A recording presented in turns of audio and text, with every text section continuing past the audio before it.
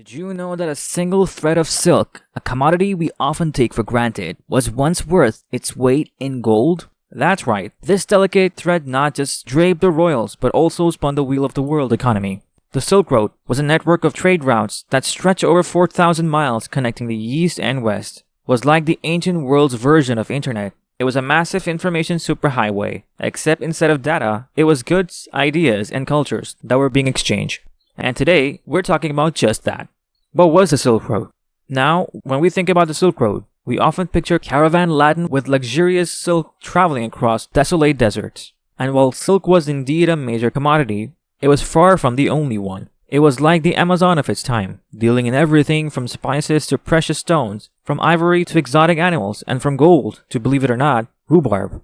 It was once considered as precious as silk in some parts of the world. Apart from being a marketplace, it was also a melting pot of different cultures and ideas. As traders traveled along these routes, they brought with them their beliefs, their languages, and their ways of life. This led to an unprecedented level of cultural exchange, like Buddhism, which originated in India, spread to China and other parts of East Asia, primarily through the Silk Road.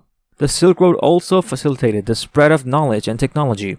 Papermarking, which was invented in China, spread to the West via the Silk Road. Similarly, the technology for making glass moved from the Roman Empire to China along these routes. So you see, the Silk Road was much more than just a trade route. It was a conduit for exchange of goods. Yes, but also of ideas, cultures, and technologies. It connected humanity in a way that had never been done before, and in doing so, it shaped the course of history. Mechanics of Silk Road. Having understood what Silk Road was, let's now turn our attention to how it actually worked. You might be imagining yourself traveling the entire length of the Silk Road, from China all the way to Rome. But no, that's not how it worked. The Silk Road functioned on a system of relay trade. Goods were passed from one trader to another like a baton in a relay race. So as a relay, you would travel a certain distance along the route, sell your goods to another trader, and then return home. The trader would then carry the goods further along the route, and so on. This system of relay trade was pretty efficient, but let's not stretch it. There were challenges. The Silk Road traversed some of the harshest terrain on Earth, from scorching desert to freezing mountain passes. So traders had to contend with these extreme conditions, not to mention the threat of bandits and pirates. Thanks to the role of caravans, the Silk Road thrived despite these challenges. These were groups of traders who traveled together for safety. They were often made up of camels, the ship of the desert.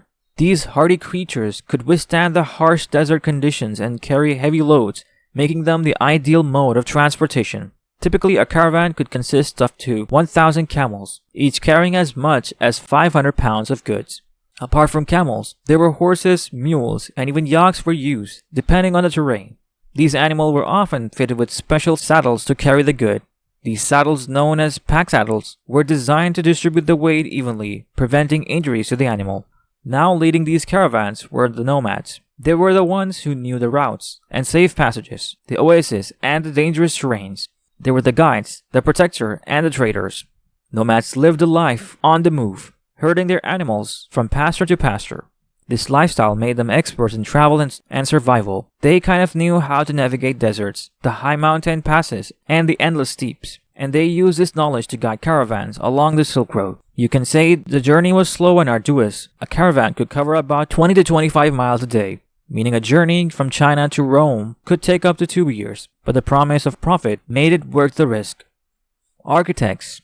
Okay, let's take a step back and talk about the architects of the Silk Road. Starting from the Han Dynasty, which ruled China from 206 BC to 220 AD, they were constantly under the threat from nomadic tribes to the north. They needed allies, and they found them in the distant lands of the West. But to reach these allies, they needed a route, and so the Silk Road was born. The Han Dynasty also maintained and protected the road. They built watchtowers and stationed soldiers along the routes to protect traders from bandits. They established rest stations where traders could replenish their supplies. In short, they made the Silk Road a viable and profitable venture.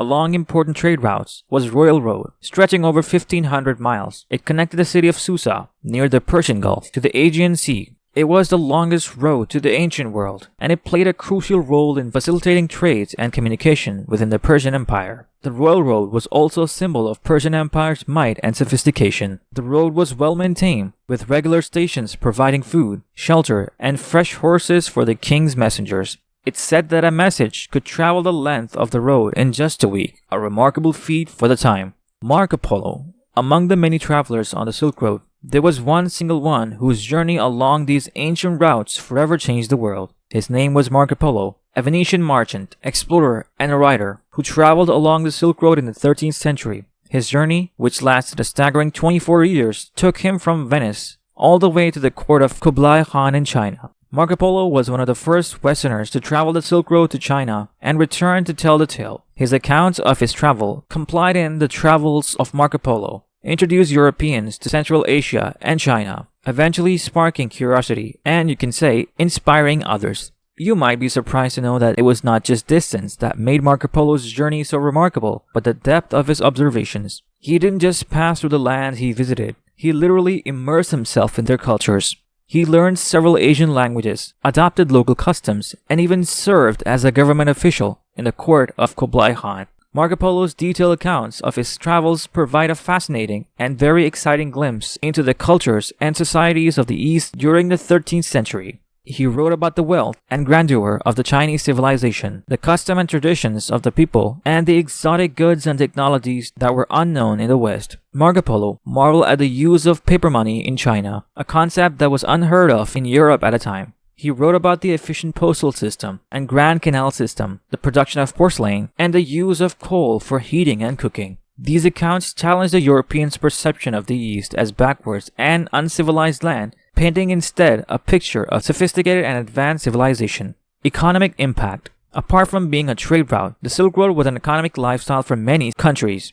Cities like Samarkand and Bukhara grew wealthy from the trades that passed through their gates. They became centers of cultures, learning, and innovation. It boosted local economies and led to the rise of prosperous cities.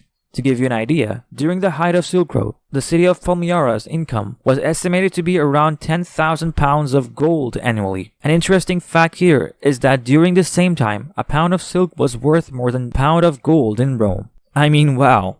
The legacy. Today, the Silk Road might be a thing of the past, but its legacy lives on. The ancient cities along the routes, with their rich history and cultural heritage, continue to attract tourists from around the world. The goods were traded from silk to spices, continue to be valued commodities. UNESCO was recognized in the importance of preserving this legacy and has designated several sites along the Silk Road as a World Heritage Sites. These include the city of Samarkand in Uzbekistan, the Mogao Cave in China, and the Chang'an-Tianshan Corridor, which was one of the main roads of the Silk Road. And that's a wrap. So what aspect of the Silk Road intrigues you the most? Do you have any questions about its history, its impact on culture, or its relevance today? Drop in the comments. Before you go, don't forget to check our latest video. Make sure you hit the subscribe button and press the bell icon. And thank you for watching.